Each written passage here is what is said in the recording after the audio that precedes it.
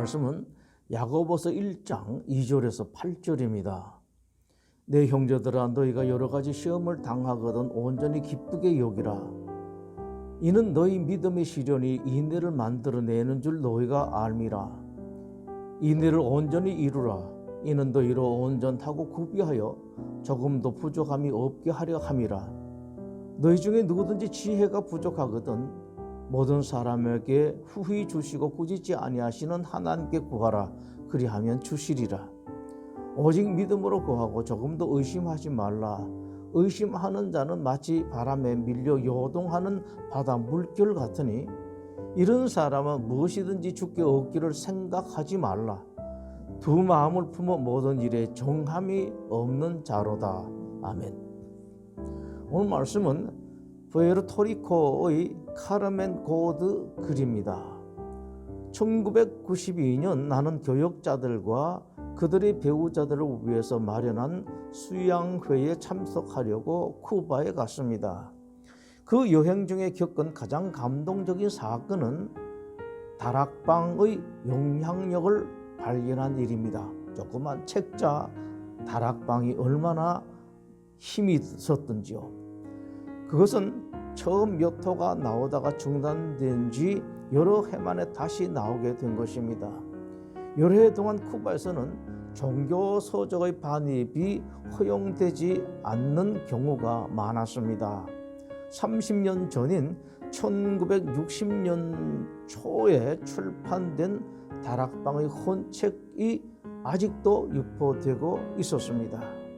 사람이 이 헌 다락방 책이 쿠바 시민들 사이에 돌고 있다는 말을 나에게 들려주었습니다. 어떤 사람들은 사람의 이름이 적힌 그 책을 가지고 있었는데 아마도 먼저 읽은 사람이 자기 이름을 그 책에다가 적은 것 같습니다. 또 어떤 사람은 외국에서 사는 친척들로부터 다락방의 일부를 편지 형식으로 받기도 했답니다. 쿠바에 사는 그리스도인들에게 부과되었던 제약 조건 하에서도 복음은 그대로 살아 있었습니다. 어느 날 쿠바의 그리스도인들은 다시금 다락방의 최근판을 받아볼 수 있는 기회를 갖게 되었습니다. 그러나 여러 해 전에 나왔던 다락방이 아직도 유포되고 있다는 사실은 복음의 능력이 기록된 말씀을 통해서 또 신앙의 정언을 나눔으로써 우리를 지탱해 주고 있다는 징표가 됩니다. 다락방이라는 책은 참 귀한 책입니다. 기회가 있는 대로 여러분 보도록 하십시오. 우리 교회도 몇 권을 매월 비치하고 있습니다. 여러분들이 갖고 가실 수 있도록. 갈라디아 6장 9절 말씀입니다. 우리가 선을 행하되 낙심하지 말지니 포기하지 아니하면 때가 이름에 거두리라.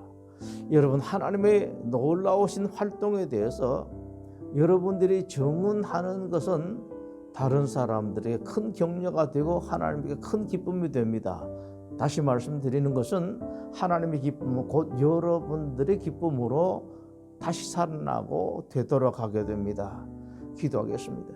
하나님, 여러 가지 방법으로 주님의 은총을 우리에게 나타나도록 해주시니 감사합니다.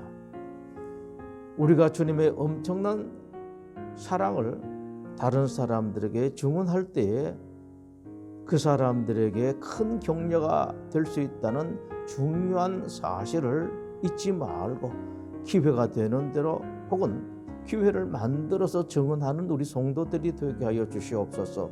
예수님 이름으로 기도드립니다. 아멘.